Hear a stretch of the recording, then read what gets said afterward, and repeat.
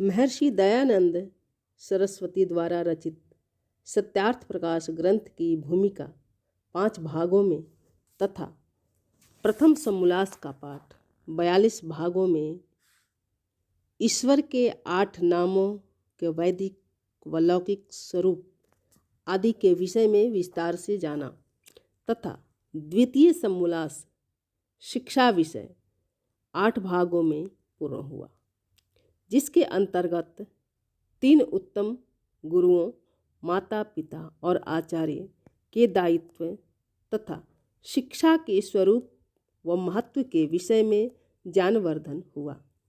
इस समोल्लास में हमने संतान का निर्माण, सुशील बनाने वाले पदार्थ, शिशु पालन, रोग प्रतिरोधक क्षमता, माता पिता का दायित्व, भूत प्रेत, शरीर में भूतों का आना, भूत भगाने के उपाय, जन्म पत्री क्या है, जन्म पत्री का शोक पत्र में बदल जाना, अतिथि आगमन से लाभ, संतानों को शिक्षा कौन दे, द्वेष के प्रकार, अभिमान स्वाभिमान, शिक्षा का व्यवहारिक पक्ष, माता पिता का धर्म आदि अनेक विषयों की विस्तृत जानकारी आचार्य प्रदीप जी ने बहुत ही सरल भाषा में दिया, समझाया।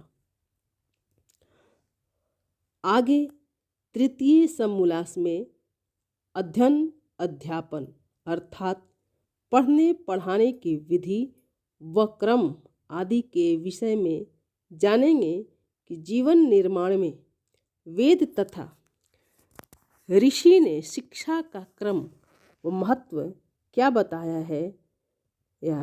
यदि आप भी जानना चाहते हैं तो जानने के लिए चैनल को सब्सक्राइब करें तथा वेदवाणी देववाणी का श्रवण करें। सबसे पहले पूर्व के वीडियो को देखने हेतु डिस्क्रिप्शन तथा प्लेलिस्ट देखें। ओम। ये तो जुड़ता भी है, बिगड़ता भी है, ऐसे रहता इसका तो कुछ पता नहीं है। संसार पर कभी भरोसा नहीं करना, कब बिगड़ जाए कोई पता नहीं।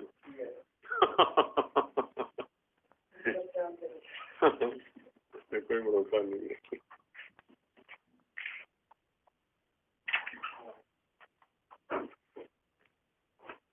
सारे शास्त्र यही समझाने पे तुले हुए, संसार को समझो, ये अनित्य है, इसके साथ नित्य संबंध नहीं है कुछ भी।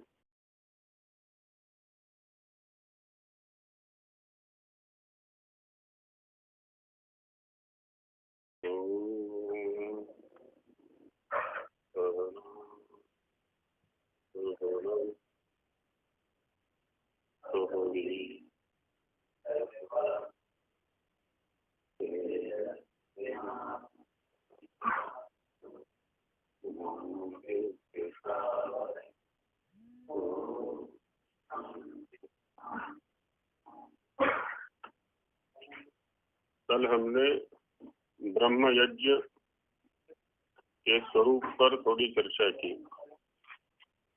उसके विषय में किसी का कुछ है तो नहीं विचारणीय? हाँ जी,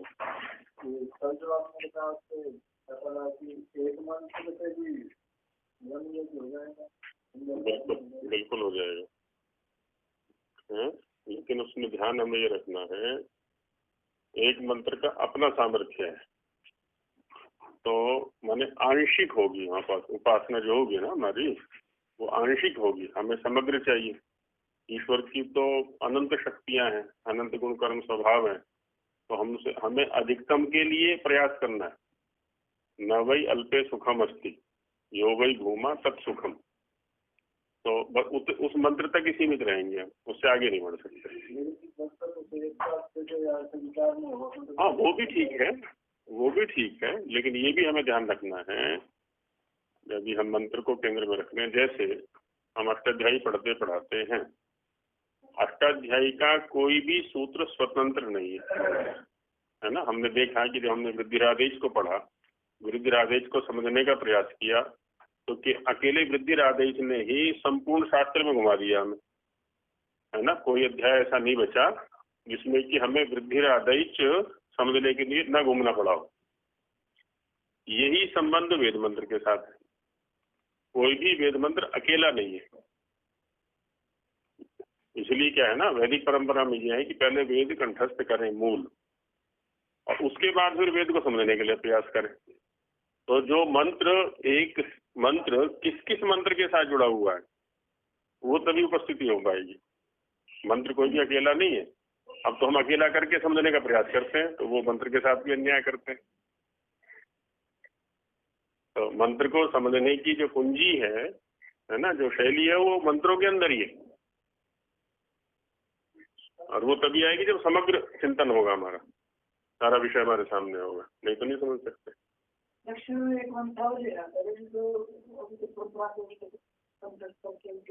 वो ऋग्वेद परंपरा है, गोकर्ण के अंदर जोगलेकर परिवार है, 200-250 लोगों का परिवार है, वो ऋग्वेद तक सीमित है। और वहां पर क्या है ना, मूल वेद तक सीमित है। मूल वेद को याद करते हैं, वो सस्वर याद करते हैं, वो अच्छा परिश्रम करते कराते हैं, और उसका फिर कर्मकांड में विनियोग करते हैं। और कर्मकांड में भी जितना ऋग्वेद का उपयोग है खाली, उतने तक वो सीमित है। अर्थ से कोई लेना देना वहां पर नहीं है, इसमें ये है। लेकिन ये देखें ना, एक शब्द भी अकेला नहीं है। जैसे किसी व्यक्ति को समझना चाहें, ये सारी चीजें सब जुड़ी हुई हैं आपस में। संसार के किसी भी एक व्यक्ति को समझना चाहें, तो उस एक व्यक्ति को समझने के लिए कितने व्यक्तियों को समझना पड़ेगा हमें तब जाकर के वो समझ में आएगा। ये स्थिति मंत्रों की भी है। मंत्र अकेला कैसे हो सकता है? ही नहीं, कोई भी मंत्र अकेला नहीं है, ना कोई सिद्धांत अकेला है। कल ही तर्क में आया था कि केवल एक शास्त्र को पढ़ करके जो चिकित्सा करने बैठ जाता है ना, वो अन्याय करता है रोगियों के साथ में, क्योंकि एक शास्त्र को पढ़ के कोई चिकित्सा कर ही नहीं सकता। तो इसलिए जितने भी शास्त्र उपलब्ध पढ़े, उसमें अलग अलग अनुभव है। किसी का किसी प्रकृति पर अनुभव है, किसी का किसी प्रकृति पर अनुभव है। जितने शरीर उतनी प्रकृति है, शरीर की प्रकृति अलग अलग है, और जितने स्थान, उन स्थानों की प्रकृतियां अलग अलग, स्थानगत औषधियों की प्रकृतियां अलग अलग। अब एक व्यक्ति ने यहाँ चिकित्सा कर्म किया, दूसरे ने जो है पंजाब में किया, तीसरे ने उत्तर प्रदेश में किया, एक ने बिहार में, झारखंड में, उड़ीसा में। सबके अलग अलग अनुभव मिलेंगे वहां पर। अकेले ठीक है अमेरिका में किया, सब जगह की परिस्थितियां अलग अलग है। इसलिए बहुश्रुत होना चाहिए और बहुज्य होना चाहिए।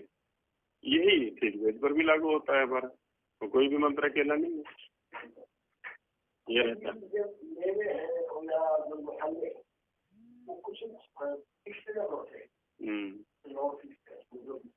हाँ जी।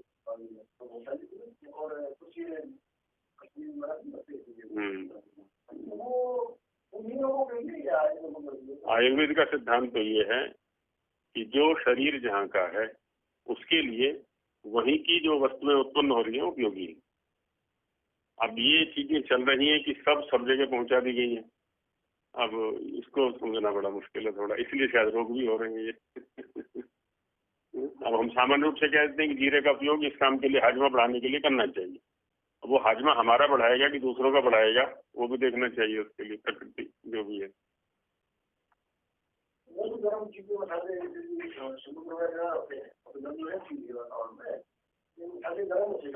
हाँ, वो वहीं के अनुकूल है। हम पीछे महाराष्ट्र में गए, वहाँ गर्मी होती है और वहाँ इतनी लाल मिर्चें खाई जाती है बेहद।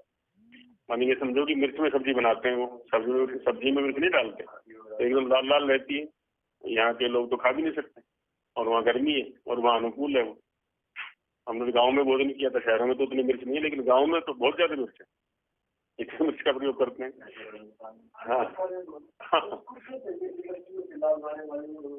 नहीं तेज है, हमने खाई है ना, वो तो भोजन किया है उनका।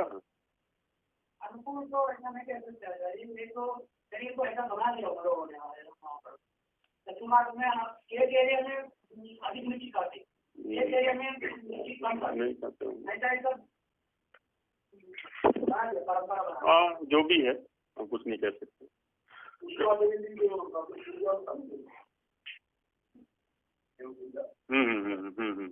जी जी।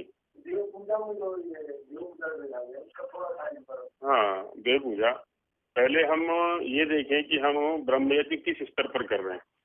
इंद्रियों के स्तर पर कर रहे हैं, प्रकृति के स्तर पर कर रहे हैं, आत्मा के स्तर पर कर रहे हैं, समाज के स्तर पर कर रहे हैं, परिवार के स्तर पर कर रहे हैं, कहाँ कर रहे हैं हम, है ना। तो वहाँ जो भी दिव्य गुण कर्म स्वभाव है उनको आदर देना, ये देव पूजा हो जाएगी। उनको आदर देना, जब हम उनको आदर देंगे तो उनके साथ संगति बनेगी, फिर उनके प्रति समर्पण बन जाएगा, तो वो यज्ञ में परिणति होगी उसकी। कल जो चर्चा की गई थी ब्रह्म यज्ञ की, तो उसमें 3 विषयों को केंद्र में रखा गया था। वेद का स्वाध्याय, है ना, 6 अंगों सहित, जैसा स्वामी जी का आदेश है, और संध्या और उपासना, है ना, 3 विषयों को केंद्र में रखा गया था। और समझने का ये प्रयास किया गया था कि इनमें आधार आधेय भाव संबंध है या उपजीव्य उपजीवक भाव संबंध है ना, एक दूसरे के पूरक ना होकर के एक दूसरे का आश्रय बनते हैं वो। इसी प्रसंग में एक चीज और थोड़ी ध्यान देने वाली है जो हमें भ्रमित कर देती है प्रायः। जैसे हम न्याय को पढ़ेंगे तो न्याय वालों का जो विषय है वो ये कहेंगे कि इस विषय को पढ़ करके ही मुक्ति होती है ना। उसमें वो कुछ द्रव्य गिना दिए कि इनके यथार्थ ज्ञान से मुक्ति होती है। सांख्य वाले कहेंगे कि सांख्य की जो प्रक्रिया है पदार्थ ज्ञान की, इन पदार्थ ज्ञान पूर्वक ही मुक्ति होगी। वैशेषिक वाले कहेंगे कि जो हमारी प्रक्रिया है, जो हमारे यहाँ पदार्थों का चयन किया गया है, इनके यथार्थ ज्ञान से ही मुक्ति होगी। योग वाले कहेंगे, है ना, अष्टांग योग जो हम बता रहे हैं उनके द्वारा ही मुक्ति होगी। अब ऐसे जिस भी शास्त्र का हम अध्ययन करेंगे, व्याकरण वाले हैं, व्याकरण वाले क्या कहते हैं कि शब्द ज्ञान से ही मुक्ति होगी, है ना। वो कहते हैं इयम सा मोक्षमाणा नाम अजिह्मा राज पद्धति, कि जिनको मुक्ति चाहिए तो व्याकरण उनके लिए सीधा मार्ग है, बाकी सब टेढ़े मार्ग है। तो इनमें कुछ भी भेद नहीं है ना, इनमें कुछ भी भेद नहीं है, क्योंकि यहाँ पर क्या है, ये स्तर भेद से बात की जा रही है। जैसे एक क्रिया हमें कोई करनी है ना, जैसे पचती क्रिया करनी है, पकाना क्रिया करनी है। पकाना क्रिया जो है वो कुछ अवयव क्रियाओं को मिलकर के बनी हुई है। उसमें चावलों को साफ करना है ना, पानी निकल लेना है, पानी उसमें डालना है, अग्नि जलानी है ना, कुकर में वो डालना है, चावल आदि जो भी है। तो वहाँ प्रत्येक शास्त्रकार ये कहना चाह रहा है कि जो अवयव क्रिया है ना, उसको भी आप ये सोच करके करो कि मैं संपूर्ण क्रिया कर रहा हूँ, क्योंकि अवयव क्रिया के स्तर पर यदि स्खलन हो गया ना तो संपूर्ण क्रिया बाधित हो जाएगी। बता रही है समझ में, अवयव क्रिया के स्तर पर कहीं स्खलन हो गया, थोड़ी सी चूक हो गई तो सारी क्रिया नष्ट हो जाएगी, पचती पूरी प्रभावित हो जाएगी है। आग हमने अधिक जला दी तो आग के स्तर पर स्खलन हो गया, बाकी सारी क्रियाएं ठीक की, लेकिन आग अधिक जला दी तो वो जल जाएगी सब्जी, जो भी सब्जी बना रहे हैं, चावल बना रहे हैं, है ना, वो जल जाएगी। या पानी अधिक डाल दिया या कम डाल दिया, बाकी सब क्रियाएं ठीक की, लेकिन पानी के स्तर पर स्खलन हो गया। या चावलों को साफ नहीं किया हमने, है ना, अब कहीं पर भी या पानी गंदा डाल दिया हमने, चूक किसी भी प्रकार की हो सकती है अवयव क्रिया के स्तर पर। तो शास्त्रकार ये समझाना चाह रहे हैं कि प्रत्येक जो अवयव क्रिया है ना, जब हम प्रकृति का ध्यान कर रहे हैं तो उसमें भी पूर्ण समर्पण चाहिए, उसमें चूक मत रखो बिल्कुल भी, है ना। उनके और गहराई में जा रहे हैं, वहां भी और गहराई में जा रहे हैं। वैशेषिक वाले विशेष तक ले जाते हैं, सांख्य वाले और गहराई में प्रकृति तक ले गए, वो वेदांत वाले हैं तो और आगे ले गए। अब न्याय वाले स्थूल से आरंभ किया और फिर वेदांत तक एकदम सूक्ष्म की ओर वो ले गए। जब न्याय के स्तर पर भी खड़े हो ना, ये समझो कि इसी से मुक्ति होनी है। व्याकरण आप पढ़ रहे हैं ना, तो व्याकरण के स्तर पर भी ढीलापन नहीं होना चाहिए, क्योंकि अन्य जो अध्ययन होते हैं वो उनका आधार ये बनना है। यदि यहाँ स्खलन हो गया तो मुक्ति से चूक गए हम, है ना, ज्ञान होगा ही नहीं हमें। तो इसलिए यही चीज यहाँ भी आएगी। जैसे स्वामी जी महाराज ने 3 चीजों की ओर संकेत किया ब्रह्म यज्ञ के अंदर। तो जब हम माने कोई शास्त्रकार जब वेद ज्ञान को लेकर के चलेगा, केवल वेद ज्ञान के ऊपर चर्चा करेगा तो वही कहेगा कि वेद से ही मुक्ति होगी, क्योंकि वेद ज्ञान के स्तर पर यदि स्खलन हो गया है ना, जैसे अभी हम चिंतन कर रहे थे कि एक मंत्र से भी उपासना हो जाएगी या कुछ भी हो सकता है हमारे मिथ्या ज्ञान या ज्ञान के आधार पर, तो इसलिए वो कहता है कि वेद ज्ञान से ही मुक्ति होगी, क्योंकि वेद ज्ञान के स्तर पर पूरी अवधारणता चाहिए। जब वो संध्या की चर्चा करेगा है तब वो करेगा कि संध्या से ही मुक्ति होगी। अब वो अन्य विषय उसके केंद्र पे नहीं है, ना वेद ज्ञान है और ना उपासना है, वहाँ संध्या केंद्र में है। तो संध्या के प्रति पूरी अवधारणता बनवाना चाहता है वो। जब वो उपासना पर जाएगा तब वो उपासना पर बल देगा कि उपासना से ही मुक्ति होगी है। जब वो समग्र चिंतन वहां देगा है तो वहां तीनों चीजें बैठी हुई है। तो प्रत्येक अवयव क्रिया के समय पूरी अवधारणता चाहिए, पूरी समर्पण चाहिए हमें, नहीं तो थोड़ा सा भी स्खलन पूरी क्रिया को चौपट कर सकता है, पूरे परिश्रम को नष्ट कर सकता है। तो उसमें भ्रम ये पड़ जाता है कि यहाँ तो ये कह रहा है कि केवल संध्या से मुक्ति होगी, यहाँ तो ये कह रहा है कि केवल वेद से मुक्ति होगी।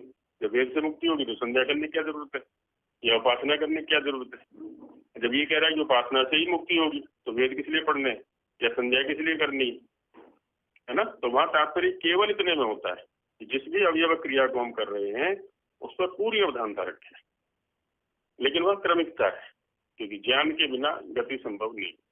ऐसा हम सामान्य में देखते हैं। पूरा ध्यान देना है ना, पूर्ण समर्पण वही होना चाहिए, ये तात्पर्य रहता है। इसका एक अर्थ ये अज्ञान की वजह से मतलब बंद है और अज्ञान से ज्यादा अज्ञान से मुक्त कर रहे हैं तो वो मुक्ति ले सकते हैं कि ये अज्ञान से ये शास्त्र यहाँ पे मुक्ति कर रहा है, ये शास्त्र यहाँ पे। देखो उस शास्त्र के स्तर पर मुक्ति ये है कि उस पूर्व वाले शास्त्र ने अगले वाले शास्त्र को पढ़ने की योग्यता हमारे अंदर बना दी, बस इतनी मुक्ति है। उतने स्तर का ज्ञान दूर हो गया।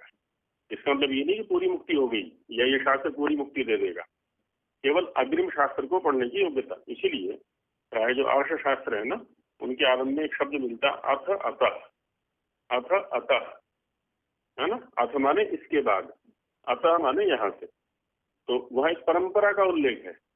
अथ शब्द अनंतरी अर्थ में आता है कि इसके बाद, इसके बाद ये, इसके बाद ये, इसके बाद ये। तो बस इतने मात्र में मुक्ति माने अवयव मुक्ति समझ सकते हैं, या मुक्ति क्रिया जो लंबी है ना उसकी इसको अवयव क्रिया समझ सकते हैं। इसने अगले शास्त्र को पढ़ने की योग्यता दे दी। तो भ्रम जो हमारे अंदर ये हो जाता है ना केवल इसी से मुक्ति होगी, तो वहां फिर वो बड़ा दोष कर बैठते हैं, अपने साथ अन्याय कर बैठते हैं। हाँ, तो वो ऋषियों ने जो परंपरा दी है ना उसके प्रति हमें आग्रही होना चाहिए।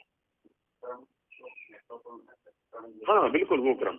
चावल बनाएंगे तो पहले हाँ वही, हाँ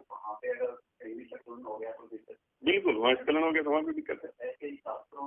बिल्कुल, वो स्वामी जी ने निर्देश कर दिया है, क्योंकि स्वामी जी ने अनुभव पूर्वक दिया था, ऐसा नहीं कि पढ़ करके कहीं से दे दिया कार्य, अनुभव पूर्वक दिया है कि पहले ये पढ़े, फिर ये पढ़े, फिर ये पढ़े, फिर ये पढ़े, और उसके बिना गति नहीं है। जी ईमान बनाने के अंतर है, जी ईमान भी क्या करेंगे। हाँ जी, तो ये कैसे मुक्ति में सहायक होंगे, या उनका पाठ करना या समझाने उनका भी चिंतन करना क्या? देखिए ऐसा होता है, वेद क्योंकि सभी के लिए है, जैसे प्रकृति सबके लिए है ना। वेद केवल मुक्ति वालों के लिए हो ऐसा नहीं है, और सारे के सारे मुक्ति के लिए पैदा हुए हो ऐसा भी नहीं है ना, क्योंकि सबके अपने अपने प्रारब्ध हैं, उनके अनुसार उनको आगे चलना है। हाँ, अब क्योंकि सबके लिए है तो जो चीज जिसके लिए वो चीज उसके लिए छोड़ देनी चाहिए हमें, इतने में तात्पर्य रखें। जो हमारे लिए उपयोगी है हमको ले लें एक। और दूसरा क्या है, जो विमानपरक व्याख्यान है वो केवल विमान के विषय में ही बताएंगे ऐसा भी आवश्यक नहीं है, क्योंकि जब हम निरुक्त का अध्ययन करते हैं या और ब्राह्मण आदि का अध्ययन करते हैं उसमें कई प्रकार की प्रक्रियाएं बताई हुई है। तो उसमें कि प्रत्येक मंत्र का, जैसे स्वामी जी ने प्रतिज्ञा विषय में कहा है इसमें कि किसी भी मंत्र में ईश्वर का अत्यंत त्याग संभव नहीं है, जब हम किसी भी मंत्र को लेंगे तो ईश्वर वहां विराजमान रहेगा अवश्य भावों में। किस रूप में रहेगा वो गलत बात है। तो जब हम इस रूप में देखते हैं तो वो सहयोगी बनेगा। अच्छा, दूसरा क्या होता है, निरुक्तकार ने क्या है ना, 4 प्रक्रियाओं की ओर तो सीधा संकेत किया, और भी अनुशंसा बहुत सारी प्रक्रियाएं दिखाई है कि उसमें यज्ञ परक और प्रकृति परक, अधिदैवत कहा है उसको, और अध्यात्म। अध्यात्म से तात्पर्य होता है शरीर, आत्मा और परमात्मा। अध्यात्म से तात्पर्य शरीर, आत्मा और परमात्मा। आत्मा शब्द से शरीर भी लिया जाता है, आत्मा शरीर शब्द से आत्मा भी लिया जाता है, और परमात्मा भी लिया जाता है। तो इन तीनों विषयों को केंद्र में रख करके जो व्याख्याएं की जाती हैं वो आध्यात्मिक व्याख्याएं होती हैं। हाँ, और व्यावहारिक भी है कि परस्पर व्यवहार कैसे करें। स्वामी जी ने व्यावहारिक बहुत संकेत दिए हुए वेद भाष्यों के अंदर। तो वो तो एक पक्ष हो गया, विमान है, तार विद्या है, और बहुत सारी हाँ लगाएं तो मतलब बहुत चीजें पर्टिकुलर सी लगती हैं कि वो कितनी चीज लगाएं फिर आपकी ये डायरेक्शन होगी या इंजन को ऐसे बनाएं। हाँ, नहीं वो ठीक बात है। और जब हम उन कीलों को कुछ और तरह से व्याख्यात करेंगे, आध्यात्मिक क्षेत्र में जब लेके जाएंगे, ये षट्क संपत्ति है या अष्टांग योग है, अष्टांग योग है या ये है जो भी है, बिल्कुल बिल्कुल है। और ये देखिए ना, थोड़ा सा आप एक प्रकार का जीवन जी रहे हैं, है ना, उसको छोड़ें और स्थूल उदाहरण लेते हैं। हम बैठ करके टीवी देख रहे हैं और टीवी पर आज 500 चैनल उपलब्ध हैं। हम एक समाचार चैनल देख रहे हैं इस समय, और बटन दबाया और एक उसका चैनल दब गया हमसे जो जिस पर सीरियल चल रहे हैं, है ना। अब एकदम हमारा संसार बदल जाता है। पहले हम समाचारों में खोए हुए थे, अब हम इस सीरियल में खो जाते हैं। फिर बटन दबाया तो कोई दूसरी दुनिया का वो चला गया, जो है कौन सा होता है जिसमें जो जीव जंतुओं को दिखाते हैं, वो डिस्कवरी वगैरह चले गए, तो वहाँ एकदम अलग दुनिया में चले गए। हमारा जो मोड है ना, हमारा जो एकदम चेंज हो गया वहाँ पर जाकर के, पता नहीं कौन सी दुनिया में चले जाते हैं। ये स्थिति हमारे संसार इसकी भी होती है, जीवन की होती है। एकदम हमारे विचार कहीं के कहीं पहुंचा देते हैं, ये होता है। किसी चीज से कोई भी शिक्षा ले लेते हैं। हाँ, ऐसे भी ये है। लेकिन सारी शिक्षाओं को लेते हुए प्रधान लक्ष्य हमारे सामने रहना चाहिए कि हम ये ले किस लिए रहे।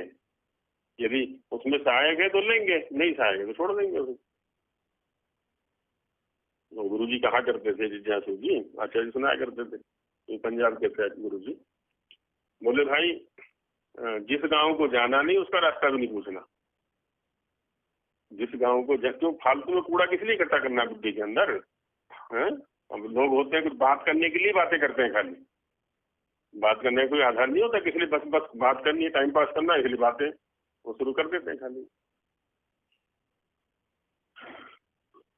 संध्या का सार के लिए कह रहे थे, तो संध्या का सार ले लेते हैं। संध्या आध्यात्मिक भोजन, आत्मा की खुराक, है ना। संध्या का अर्थ दिया गुरु जी ने। संध्या का तात्पर्य है कि आध्यात्मिक भोजन माने आत्मा का भोजन। हम इसको ये भी कह सकते हैं, शरीर का भोजन तो हम लेते रहते हैं हमेशा। जिज्ञासु जी, हाँ ये वाले, हाँ जिन्होंने इसकी स्थापना की थी संस्था की, गुरु जिज्ञासु जी, ये गुरु जी ही कहलाते थे। और अभी भी जो है ना हमारी परंपरा में जब गुरु जी शब्द का उच्चारण होता है तो जिज्ञासु जी लिए जाते हैं, और बीच में पंडित जी कहेंगे तो बीच वालों का ग्रहण होगा मीमांसक जी का, और आचार्य जी कहेंगे तो वो माने रूढ़ से शब्द हैं इस परंपरा में। ये इस परंपरा का कोई भी व्यक्ति होगा जब कहेगा गुरु जी ने ऐसा कहा है, इसका मतलब जिज्ञासु जी ने ऐसा कहा।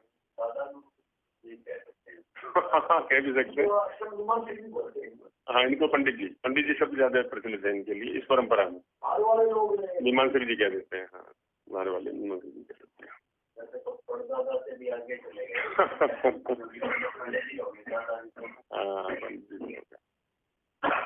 तो संध्या का मतलब है आध्यात्मिक भोजन, है ना। शरीर को भूख लगती है, तुरंत हम भोजन दे देते हैं और भोजन के लिए लड़ पड़ते हैं। ना मिले ना किस दिन बढ़िया सा कुछ आ जाए कोई बंटवाने वाला वस्तु और उसके लिए ना रखी जाए तो मेरा कहाँ गया भाई, मेरा हिस्सा क्यों खा गया, उसको क्यों दे दिया। तो ये आत्मा की खुराक है। विद्या तपोभ्याम भूतात्मा, मनु महाराज भी कह रहे हैं वहां पर, है ना। विद्या तपोभ्याम भूतात्मा, विद्या और तप उसकी खुराक है, उसको विद्या दें और तप दें, उसको तपस्वी बनाए। भूत माने प्राणी, तो भूतात्मा माने, है ना, पहले विचार किया था मैं, जीवात्मा, है ना, जीवात्मा या प्राणात्मा कह लो। भूत सन्निहित जो आत्मा है, हाँ, आत्मा के दो वो हो गए, परिस्थितियां हो गई। एक तो शरीरधारी आत्मा हो गई, जिसने शरीर धारण किया हुआ है, तो उसको हम जीवात्मा बोल देते हैं, है ना। जीव प्राण धारणे, प्राणों को धारण करना है यहाँ पर। और भूत ये 5 महाभूत हो गए, तो उनसे रचित ये शरीर है, तो इस शरीर से भवंती भूतानी, जो उत्पन्न होते हैं वो भूत है, तो उनसे संपर्क वाला जो आत्मा है उसको भूतात्मा बोल देते हैं या जीवात्मा बोल देते हैं। समस्या इसके साथ में ये होती है जब ये शरीर से संपर्क होता है ना, क्योंकि शरीर इसका रथ है। शरीर का मतलब हो गया सूक्ष्म शरीर भी और स्थूल शरीर भी, और ये प्राकृतिक है। ये सारा का सारा प्रकृति की ओर दौड़ लगाता है, उधर चले सजातीयता है ना उसके साथ में, उसको बेचारे कुछ मिल नहीं पाता। आत्मा जो है ना वो खाली हाथ से रह जाता है। ये सब भागती रहती, इंद्रियां जो हैं अपने अपने विषयों की तरफ भागती लेकर के, उसको कुछ मिल नहीं पाता। तो उसको देने के लिए क्या है ना, हमें प्रयत्न करना पड़ता है। तो वही कहा है कि आध्यात्मिक भोजन, ये आत्मा की खुराक। भूखे को भोजन, पिपासी को पानी, रोगी को औषध का आनंद पूछना चाहिए, है ना। भूख लग रही है, बिलबिला रहे हैं हम भूख में, आचक ने देर कर दी बनाने के लिए। प्रतिदिन 12 बजे देता था और आज 1 बजे तक भी भोजन नहीं बनाया, तो क्या स्थिति होती है हमारी, है। भंडारी को भी कोसते हैं कि तू ध्यान नहीं रखता, व्यवस्थापक भी कोसते हैं कि इतना भी नहीं हो सकता है, हमारे पास नष्ट हो जाएंगे, तो ये हो जाएगा तो वो हो जाएगा, बिल बिला जाते हैं। और जैसी भोजन मिला तो तुरंत शांति मिल जाती है। ऐसी कोई प्यासा है जब उसको पानी मिल गया है, और प्यासे से पानी की कीमत पूछें, और जो बुभुक्षु है, जो भूखा है, उससे भोजन की कीमत पूछें क्या होती है, और जो रोगी है उससे औषध की कीमत पूछें, है ना। औषध मिलने पर जो उसको आनंद की प्राप्ति होती है, वही स्थिति आत्मा की इस संध्या के द्वारा हुआ करती है। ध्यान रहे यहाँ पर केवल संध्या पर चर्चा चल रही है, ब्रह्मवेद पर चर्चा नहीं चल रही है हमारी, है ना। तो आज गुरु जी ने आरंभ में संध्या का सार यही शीर्षक दिया है, और संध्या का तात्पर्य यहाँ पर दिया हुआ है। केवल एक है, हाँ, जो मध्य वाला है संध्या। जब हम उस ज्ञान को कर्म में परिणत करने का प्रयास कर रहे हैं, चिंतन का विषय बनाया हमने। स्वयं तदंत कर्णेन गृह्यते, है ना। जो अब इसी स्थिति है ना, इसी स्थिति का वर्णन किया है कवि ने, कि वो जो स्थिति है वो तो स्वयं ही और अंतःकरण से ही उसका ग्रहण हो सकता है, वाणी का वो विषय नहीं है। वाणी से बताना हमारे लिए दुष्कर है ये सारी स्थिति जो भी है, बस वो अंतःकरण का विषय है। वो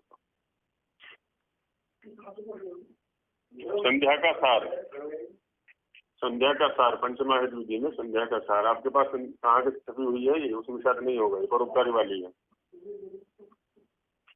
यहाँ वाली में है ये गुरु जी का संध्या का सार। तो स्वयं तदंतः कर्णेन गृह्यते, है ना। अच्छा एक चीज ये बताएं, हाँ, सोच करके बताना, जो आंख देख रही है उसको वाणी बता सकती है? जो आंख देख रही है आंख के अनुभव को वाणी बता सकती है क्या? रसना के अनुभव को वाणी बता सकती है क्या?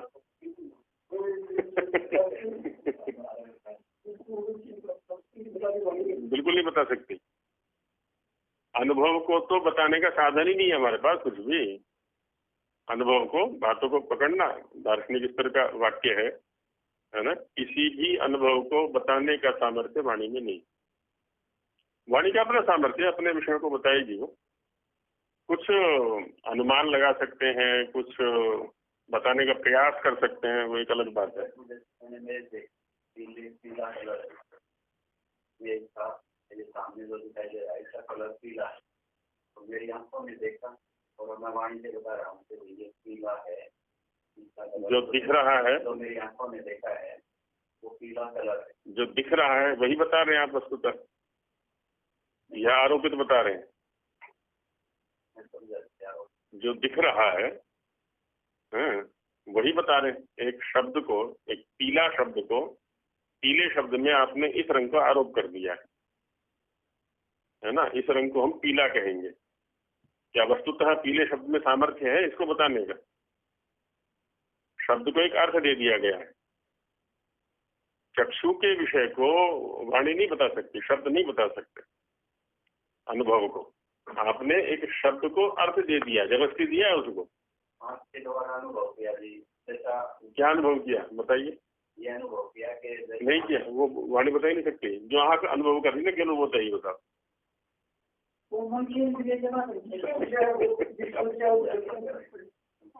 जैसे आपने कहा कि मैं मेज को देख रहा हूँ, ये आपने चक्षु के विषय को, जो भी है, हाँ, कलर को, रंग को देख रहा हूँ ना।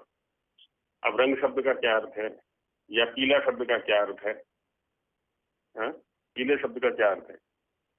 क्या वही अर्थ है जो आंख देख रही है? तो मेरे को बताया गया बस पीला ऐसा ऐसा होता है, एक आरोपित अर्थ है ना, एक दिया गया एक अर्थ।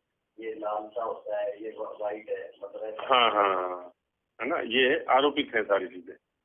क्योंकि है क्या, हम आपस में संवाद करने के लिए, आपस में संबंध बनाने के लिए हमारे पास वाणी ही एक सशक्त माध्यम है।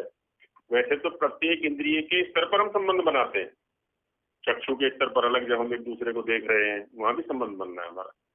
लेकिन है क्या, जैसे दार्शनिक लोग चर्चा करते हैं और अनुभूति में भी ले सकते हैं, थोड़ा चिंतन करना पड़ेगा इस विषय को, कि कोई भी इंद्रिय दूसरे इंद्रिय के विषय में दखल नहीं डाल सकता है। अब हालांकि हम वाणी के स्तर पर थोड़ा सा कह सकते हैं कि वाणी में वो सामर्थ्य है कि प्रत्येक इंद्रिय के विषय को बता सकता है, लेकिन नहीं बता सकता।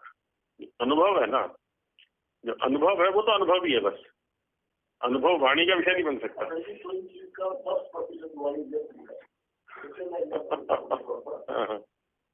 थोड़ी सी खुशी आई, थोड़ी सी दुखी हो गया, आगे गीली हो जाती। उसके बाद वो भी समर्थन हो गया, खुश है और दिनों बाद बिल्कुल उसकी ताकत पालेगी। हाँ,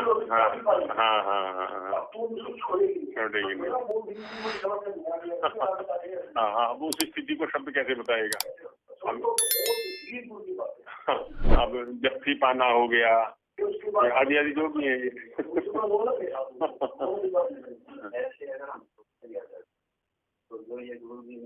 हाँ, अब ठीक बात है। हाँ, वही बात आ गई। शब्द क्या है, वो माध्यम है उस अनुभूति तक पहुंचने का। शब्द के आधार पर हम कुछ अनुमान कर सकते हैं, है ना। जैसे क्या शरीर से परमात्मा की उपलब्धि हो जाएगी? थोड़ी देर के लिए क्या शरीर से परमात्मा की उपलब्धि हो जाएगी? आपने क्योंकि उधर गति है, स्वाध्याय गति किया हुआ है दर्शनादि का, है ना। शरीर को छोड़ करके परमात्मा की उपलब्धि होगी, लेकिन शरीर के बिना भी नहीं हो सकती। एक माध्यम है वो, है, साधन है, लेकिन कुछ दूरी तक, है ना, कुछ दूरी तक साधन है। वहां जाकर के ये साधन काम नहीं आने वाला हमारे। लेकिन कहीं भी नहीं होना चाहिए।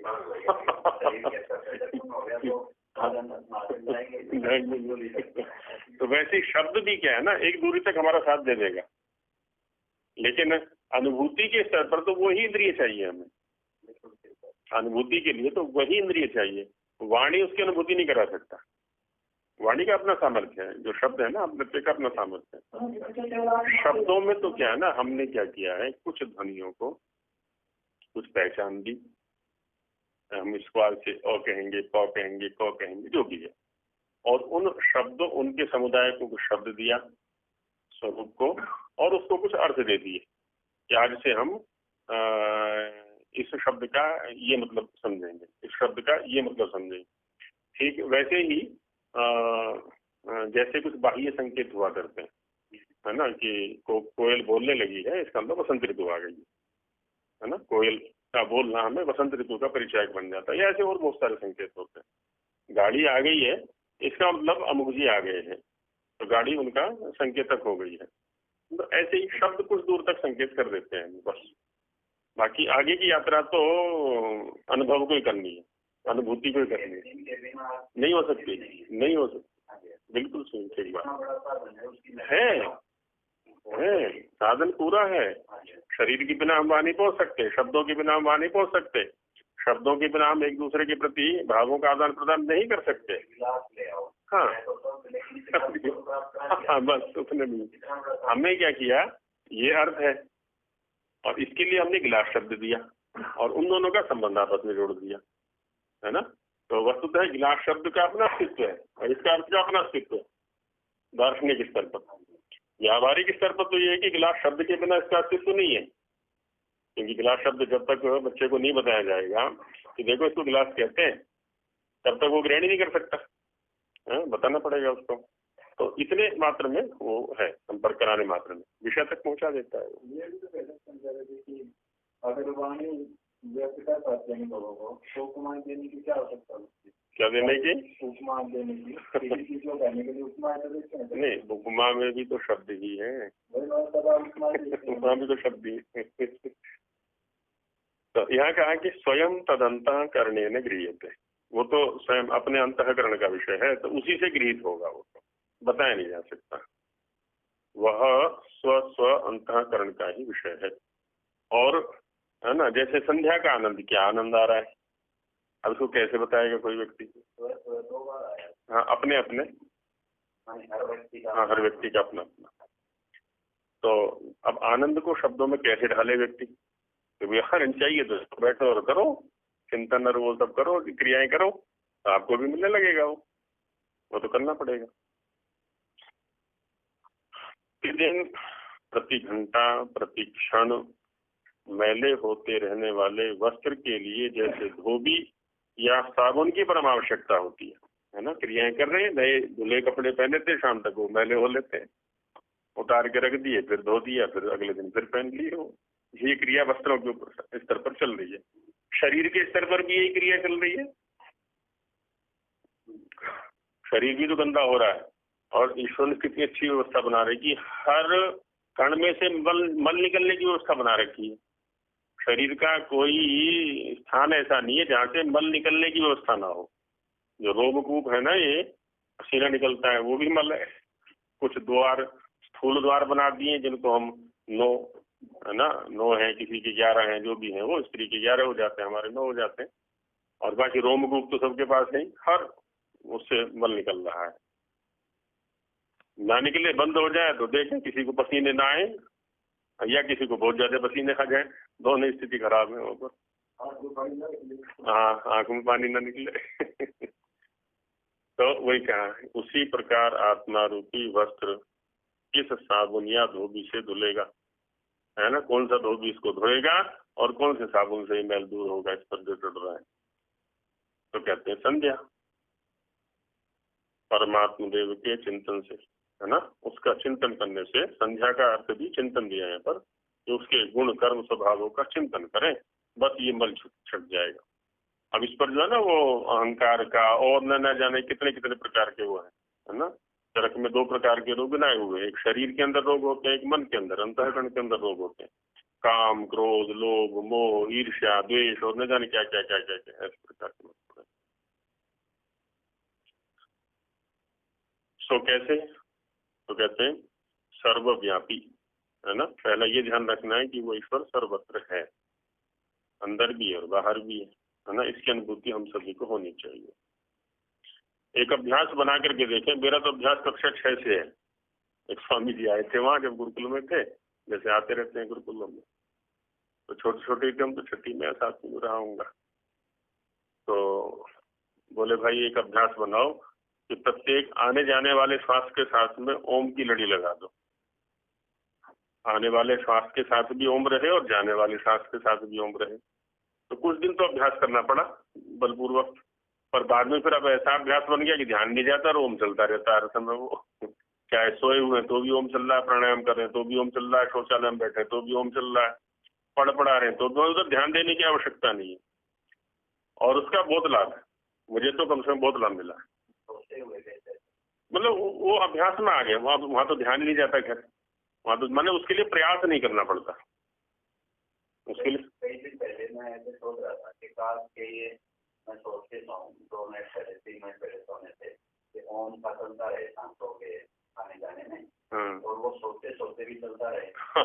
माने 6-7 घंटे सोते हैं, चलता रहे तो कितना लाभ हो जाएगा। वहाँ तो सुप्तावस्था में होगी तो संपर्क हमारा कट जाता है, पता नहीं क्या क्रियाएं चलती हैं, और दूसरा संसार जाग जाता है वहाँ पर। लेकिन यहाँ तो है, मतलब हमारा ध्यान अलग लिखने पर है या पढ़ने पर है, पढ़ाने पर है, लेकिन श्वास जो आ जा रहे हैं उनके साथ ओम लगा हुआ है, और उसका जो है ना लाभ मिलता है हमें चित्त की वृत्तियों को पकड़ने में। चित्त की वृत्तियां तुरंत पकड़ में आती है। चित्त कहीं भागने लगता है ना तो तुरंत अवधानता जाती है वहाँ पर, इधर भाग रहा है पकड़ो इसको, ये ठीक नहीं जा रहा है, तो उसमें बड़ा लाभ मिलता है। एकाग्रता में भी लाभ मिलता है और उसको पकड़ने में बड़ा लाभ मिलता है। कुछ अभ्यास बना लेने चाहिए। आनंद स्वामी जी कहा करते थे, हंसने का अभ्यास बना लो, चेहरे पर हमेशा मुस्कुराहट रहनी चाहिए। ये ना हो कि मायूस सा रहे, बुझा सा रहे, रोया रोया सा रहे, है ना, दूसरा भी डर के दूर भाग जाए, इससे क्या मिलना है, अपना दिमाग खराब करना है। तो हर समय प्रसन्नता रहनी चाहिए चेहरे पर। तो कभी कष्ट होगा ना तो भी हम मुस्कुराएंगे, क्योंकि स्वभाव में आ गया वो शारीरिक रोगों को दूर करता है, मानसिक रोगों को भी दूर करता है। हंसने की जो वृत्ति है ना, ये प्रसन्न रहने की जो वृत्ति है। वदनम प्रसाद सदनम, ये कहा हुआ है कभी ने कि वदनम प्रसाद सदनम, जो हमारा चेहरा है, वदन माने चेहरा, जो चेहरा है हमारा प्रसाद का घर होना चाहिए। प्रसाद माने प्रसन्नता, वो प्रसन्नता का घर खिला हुआ होना चाहिए, बुझा हुआ नहीं होना चाहिए।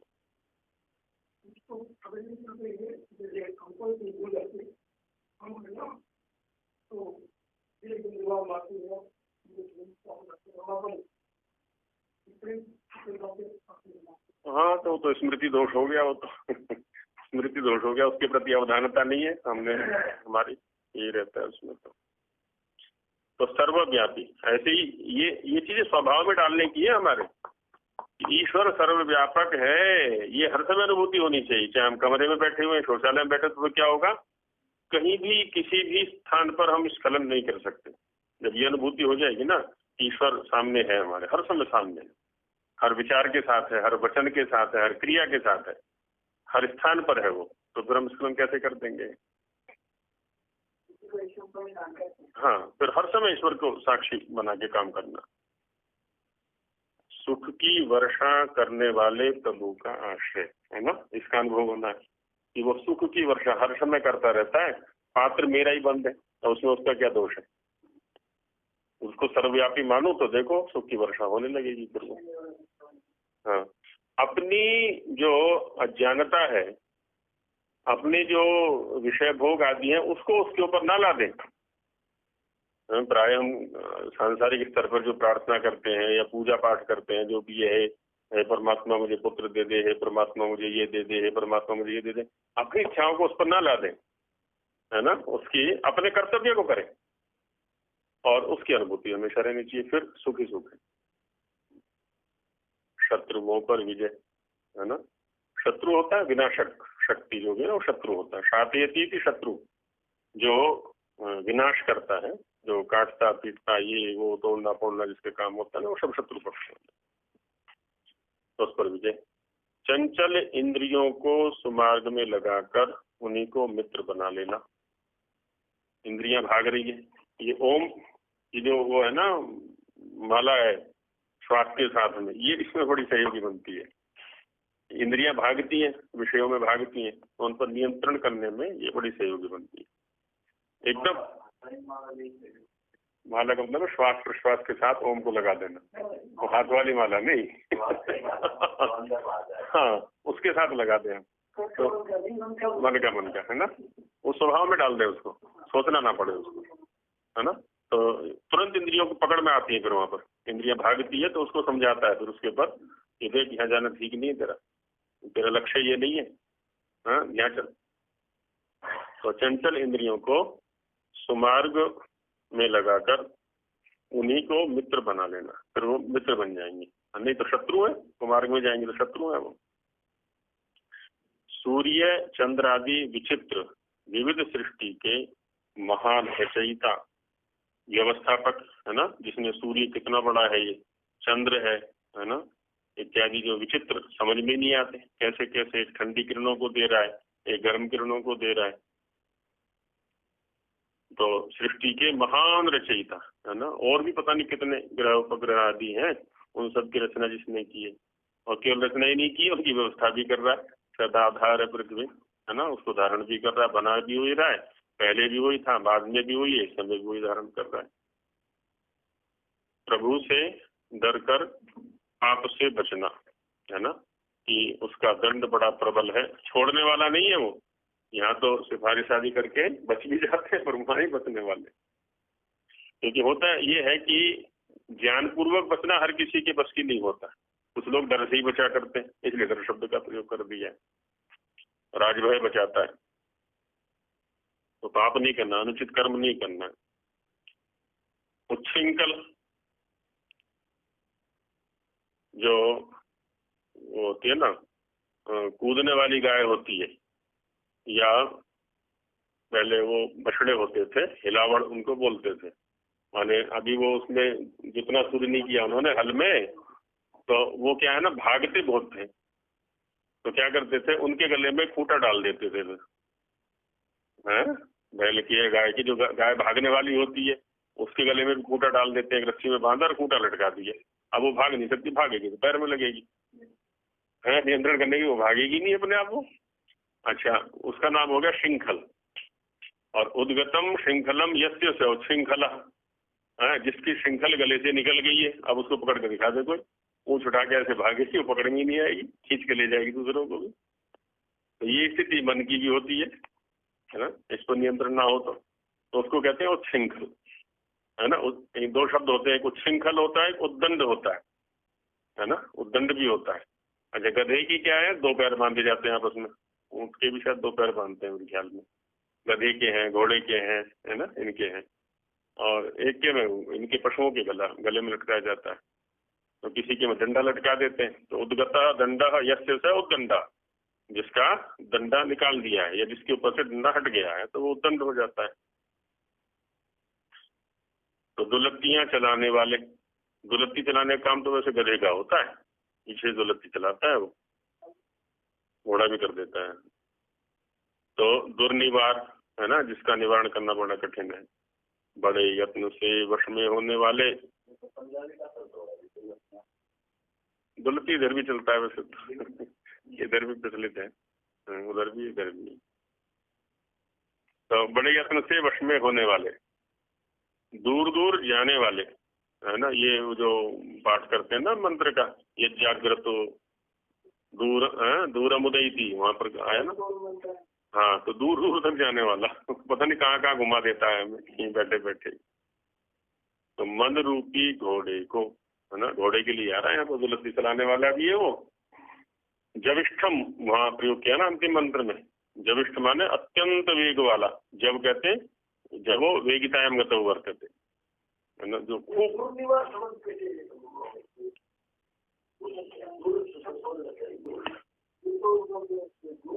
दुर माने दुख कष्ट पूर्वक जिसका निवारण हो सकता है, वो दुर्निवार हो गया।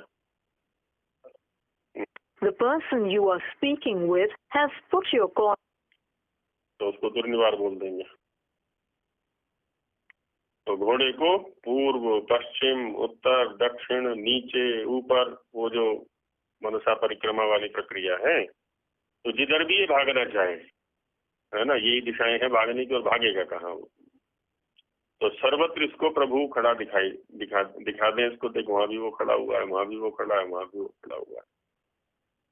जैसे वो स्वामी श्रद्धानंद जी से पूछा था ना एक बार किसी ने, जो पहले वाला जीवन अभी सामने नहीं आता क्या आपके, जो मुंशी राम वाला जीवन था विषय भोगों वाला, बोले याद तो आता है पर दयानंद डंडा लिए खड़ा सामने दिखाई पड़ता है तो दयानंद को खड़ा कर दें सामने डंडा लेकर के, ऐसे ही ईश्वर को सामने खड़ा कर दें, फिर कैसे भाग सकते हैं विषयों की ओर। तो वही कह रहे हैं कि ऊपर उस महान प्रभु का अंत लेने में अंत लेने में माने कि देखें कहाँ तक है वो, ईश्वर की सत्ता कहाँ तक है, ये ग्रह उपग्रह आदि कहाँ तक है, ये प्रकृति कहाँ तक फैली हुई है, उसकी व्यवस्था कहाँ तक फैली हुई है। वो जा तो रहा था विषय भोगों को ढूंढने के लिए, पर उसको ईश्वर के पीछे लगा दो, ये कहना चाह रहे हैं कुल मिलाकर के कि उसको ईश्वर के पीछे लगा दो। और किस प्रकार के ईश्वर के पीछे, या कि ईश्वर की किस कृति के पीछे या गुणकर्म स्वभाव के पीछे, तो वो मंत्र के अंदर आया हुआ है वहां पर कि पूर्व में जाए तो ये अनुभव कराओ, पश्चिम में जाए तो ये अनुभव कराओ, दक्षिण में जाए तो ये अनुभव कराओ, आदि आदि वहां पर है वो सारा का सारा। मन रूपी घोड़े को पूर्व दशा ये होगा, महान प्रभु का अंत लेने में खुली दौड़ दौड़ाकर, इसको दौड़ने दो, खूब दौड़ चल, ढूंढ प्रभु को, ढूंढ इसको, प्रभु की जो कृति है, जो प्रकृति है, जो व्यवस्था है, उसको ढूंढ, उसमें लगाए दौड़। तो हपा और थका देना। अब ये विषयों में नहीं भागेगा, जब हाँप लेगा, जब थक जाएगा, अब इसको विषय पसंद नहीं आएंगे, विषय अच्छे नहीं लगेंगे उसको, ये काम करना है। अब यह ठहरे कहाँ, इसको काम भी देना है, ठहराना भी है, नहीं तो फिर वो करेगा गलत काम। तो माता की गोद में, है ना, माता माने निर्माण करने वाली। तुम ही न पिता वसो तुम माता शतक्र, तो सारे संबंध उसी के साथ बिठाने, सनो बंधुर जनिता है ना, बंधु भी उसी को बना ले, माता पिता भाई जो भी सब उसी को बना ले। तो माता की गोद में अंधकार से रहित, प्रकाश से परिपूर्ण, जात वेदा, जात वेदा का अर्थ दिया हुआ निरुक्तकार ने कि जाते जाते विद्यते, प्रत्येक उत्पन्न पदार्थ में जो विद्यमान है ना, कोई भी उत्पन्न हुआ पदार्थ ऐसा नहीं है जहाँ पर कि वो विद्यमान ना हो, हर जगह विद्यमान है, जाते जाते विद्यते। या सब कुछ को जानने वाला है, विद जाने से भी बनाया हुआ है और विद सत्तायम से भी बनाया हुआ है, सब कुछ को जानने वाला। तो वो भी तो है ना, सम्य अग्नि विद्यमान है, देख लो। हाँ, इसलिए अंदर की अग्नि बाहर वाली अग्नि की सहयोगी बन जाती है, तो पदार्थ जल के नष्ट हो जाता है। अंदर इसमें अग्नि बैठी हुई है और बाहर से अग्नि, दोनों मित्र एक साथ मिल गए तो लकड़ी को नष्ट कर देते हैं। परमात्मा के लिए व्यापकता दिखला रहे। दिव्य स्वरूप है ना, उसका स्वरूप ही दिव्य है, बल के देने वाले, या दिव्य स्वरूप जो बल उसको देने वाले, है ना, ऐसे कह ले, माने दिव्यता की ओर ले जाने वाला जो बल है, शक्ति है, उसको देने वाले। प्रत्येक उत्पन्न हुए पदार्थ में जो विद्यमान है, प्रत्येक उत्पन्न हुए पदार्थ को जो जानने वाला है, सर्वव्यापकता दिखलाती वहां पर। और वहां अग्नि के लिए आया हुआ है, इसलिए दिव्य, ऐसा दिव्य गुरु जी ने यहाँ पर। विचित्र स्वरूप है ना, उसका जो स्वरूप है बड़ा विचित्र है। विचित्र शब्द का एक तो वो होता है कि जो हमें समझ में ना आए उसको भी हम विचित्र बोल देते हैं, और चित्रम देवानाम उदगादनिकम आगे आएगा ना, तो चायरी पूजा निशामदेव धातु से भी चित्र बनाते हैं, छिए चयने से भी चित्र बनाते हैं, और चायरी पूजा निशामदेव में जो पूजनीय स्वरूप वाला है ना, विचित्र स्वरूप माने पूजनीय स्वरूप वाला है। और वो भी लगा सकते हैं, माने एक स्वरूप को समझते हैं तो उसके तो अनंत स्वरूप दिखाई पड़ते हैं, हम कितने स्वरूपों को समझे पता ही नहीं चलता कितने स्वरूप है इसके। चित्र को यहाँ ले दे, क्योंकि उसका चयन किया जाता है रेखाओं के माध्यम से, इस रूप में ले लेते हैं उसको। चराचर के आत्मा के समीप, है ना, चर और अचर का जो स्वरूप है उसके समीप वो विद्यमान है।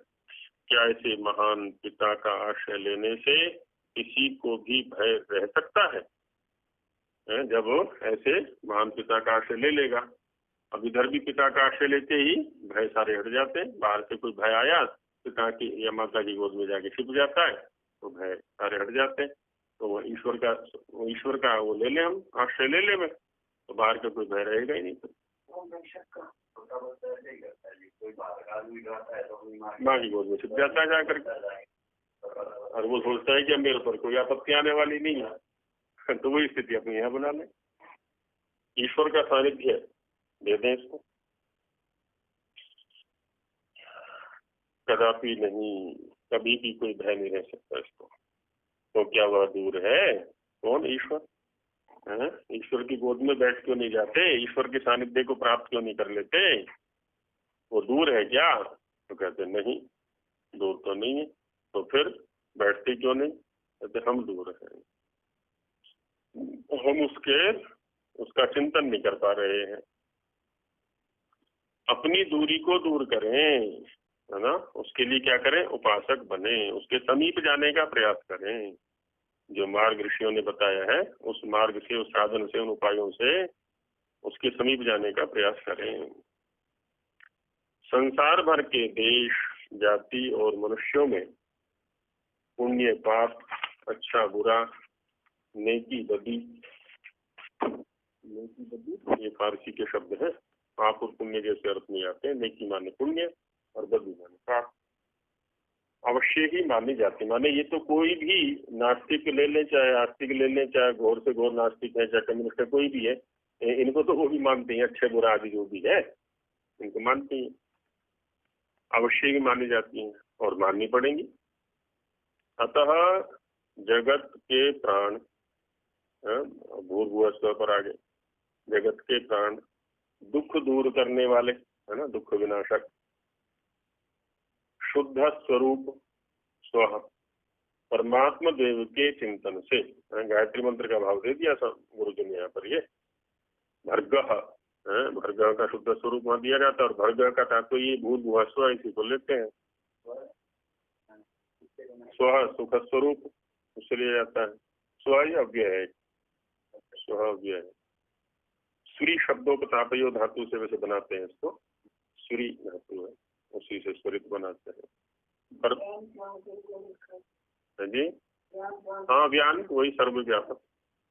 चिंतन से हमारी, है ना, उसका चिंतन करने से क्या होगा? हमारी पाप, अधर्म, अपवित्र, स्वार्थ बुद्धि, बुद्धि को सबके साथ लगा दे। पाप बुद्धि, अधर्म बुद्धि, अपवित्र बुद्धि, स्वार्थ बुद्धि, है ना, इस प्रकार की जो बुद्धि है हमारी, पाप करने की है, अधर्म करने की है, अपवित्र आदि, दूर हो। पुण्य, धर्म, पवित्र, विश्वहित बुद्धि बनी रहे। और जितना जितना हम अपने आप को सुखी बनाना चाहते हैं ना, उतना उतना हम अपने आप को व्यापक बनाए। जितने जितने हम स्वार्थ केंद्रित होंगे उतने उतने हम दुखी होते चले जाएंगे। तो उसका यही है कि हम अपने आप को व्यापक बनाए, सबके विषय में सोचें, तो ये अपने आप ही हो जाएगा। वहाँ पर स्वाभाविक घटना घटेगी। वहाँ पर कल्याणकारी उस प्रभु को हम अपना सर्वस्व अर्पण कर दें। अब अर्पण क्या करें? कुछ है ही नहीं हमारे पास, तो सब कुछ तो उसी का, ये भाव भी तो ले आए वहाँ पर वो है। अभी तो लेकिन समस्या ये है कि अभी तो अपने ही माने बैठे हैं सब कुछ, ये हमारा ही है जब तक मानी जाते हैं। प्रातः सायं इन्हीं बातों का चिंतन करना समझा। अब ये तो कुछ बानकी सी दे दी है ना, लौकिक भाषा में बानकी बोलते हैं। बानकी माने कुछ उदाहरण दे दिए हैं इस प्रकार की। और भी जैसे जैसे हम आगे बढ़ेंगे तो और चिंतन के विषय खूब सारे पढ़ेंगे वहाँ पर।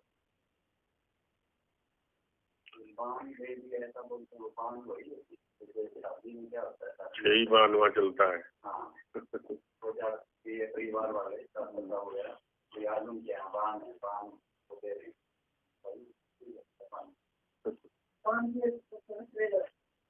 ट्रेलर अच्छा, 2-4 दिन पहले क्या करते हैं, साहू भाई वगैरह मेरे घर में शादी है, ये 3-4 साल का काम है, खाना करते हैं उस परिवार पूरे शीलक के साथ, पहले इसने कर दिया, फिर अच्छा ऐसा होता है। आखिरी दिन शादी है। अच्छा अच्छा अच्छा, हो सकता है। बांध दे रहा है, बांध दे रहा है। अच्छा अच्छा अच्छा, बांध दे रहा है, हो सकता है, हो सकता है। हाँ, हो सकता है। तो क्या वो कह रहे हैं कि कल्याणकारी बस इतना ही। हाँ, इतना आध्यात्मिक भोजन तो पच भी कठिनाई से सकेगा, है ना। पाचन शक्ति को भी तो बढ़ाना है। पहले इतना दे दें, ईश्वर के सानिध्य में जाएं, उसको अपने आप को समर्पित करें तो सही। पहले वहीं डर लगता है, परीक्षा लेते रहते हैं ईश्वर की, अपने तो कुछ करते नहीं, ईश्वर की परीक्षा लेते रहते हैं। इतने दिन हो गए संध्या करते करते, अभी तक तो कुछ मिला नहीं। या यज्ञ करते हुए इतने दिन हो गए, है ना, कुछ मिला ही नहीं अभी तक। तो जो मिलने वाली चीज है वो दिखेगी थोड़ी, और वो मिलेगी क्यों नहीं? यदि क्रिया हम करेंगे क्रिया को क्रिया के ढंग से करेंगे, है ना। उसमें न्याय दर्शन की भाषा में आरंभ में चर्चा ही है, वहाँ उत्कृष्ट यज्ञ या किसी यज्ञ को लेकर के उत्कृष्ट की चर्चा है। मान लिया किसी ने यज्ञ किया और उसको लाभ नहीं हुआ, अब क्या है, तो क्या यज्ञ की विफलता समझी जाए? बोले ना, यजमान की चूक है, वहां पर उसके भावनाओं में कहीं गड़बड़ होगी, उसकी सामग्री में कहीं गड़बड़ होगी, पुरोहित के स्तर पर कोई गड़बड़ हो सकती है, मंत्र ठीक से नहीं पढ़े, क्रिया ठीक से नहीं की गई, कहीं ना कहीं चूक हुई है। हाँ, ऋषियों की जो माने आप्तोपदेश, जो आप्तवाक्य है ना, वो कभी उल्टे नहीं पड़ा करते, हमारे ही करने में कहीं ना कहीं चूक होगी। तो जो क्रिया जैसे करनी है ना, उसको उसी ढंग से करें तो लाभ अवश्य मिलेगा, क्यों नहीं मिलेगा। हम छोटे छोटे लाभों के लिए क्रिया करने लगते हैं, हाँ, संध्या इसलिए कर रहे हैं कि नौकरी लग जाए। अब संध्या का फल नौकरी लगना थोड़ी ना है। हाँ, या पढ़ाई इसलिए कर रहे हैं कि नौकरी लग जाए, पढ़ाई का फल नौकरी नहीं है, पढ़ाई का फल सुख है, और वो सुख मिलेगा यदि पढ़ाई को पढ़ाई के ढंग से करेंगे, अध्ययन को अध्ययन के ढंग से करेंगे, सुख मिलके रहेगा, कोई नहीं अलग कर सकता। नौकरी का संबंध सुख से नहीं है ना, ना नौकरी विद्या का फल है, विद्या का फल तो सुख है, वो मिलेगा, मिलके रहेगा।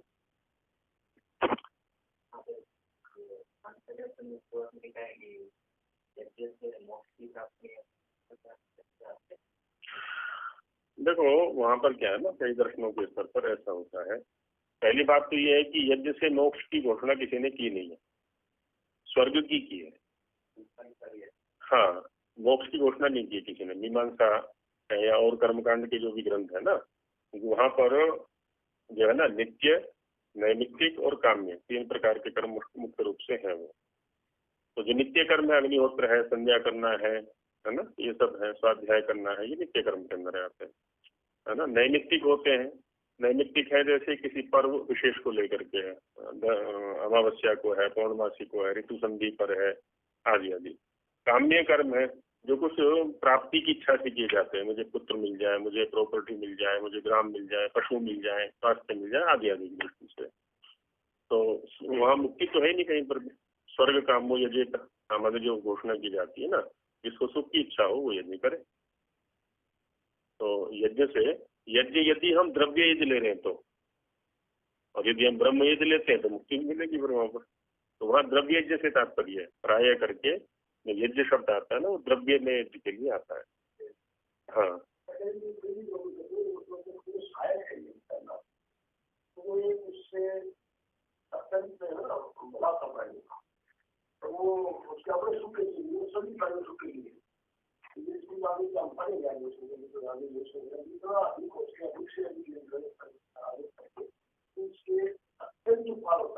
हाँ बिल्कुल, इसमें कोई दो राय नहीं। हाँ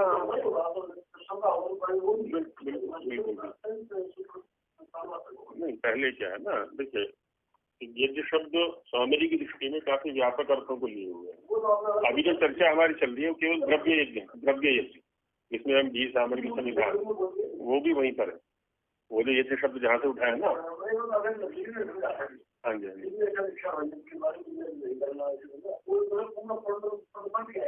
हाँ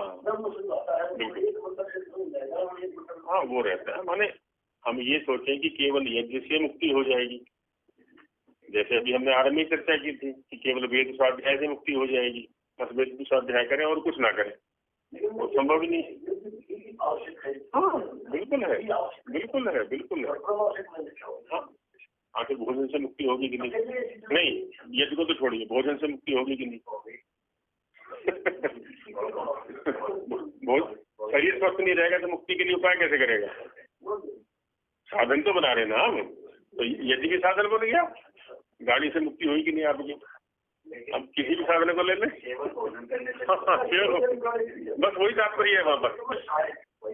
वहाँ जहाँ से प्रसंग उठाया ना, वहाँ यही तात्पर्य है कि यज्ञ से मुक्ति नहीं होने वाली है। ऐसे तो किसी भी क्रिया को ले सकते हैं, केवल चावल चुगने से जो है ना आपके चावल बनने वाले नहीं है। हाँ बस ऐसे ही है, सारी क्रियाएं हैं वो तो बचपन से लेकर के और अब तक जन्म लेना भी मुक्ति में सहायक है। यदि जन्म नहीं होगा तो मुक्ति कैसे होगी? वाले को बोला था, बोला मेरी मुक्ति कैसे होगी? बस साधन बन जाएगा। बस ये हाँ वो अपना ठीक ठीक कर ध्यानपूर्वक काम तो धीरे धीरे करके मुक्ति होगी। बस बस बस तो आगे कल चलेंगे।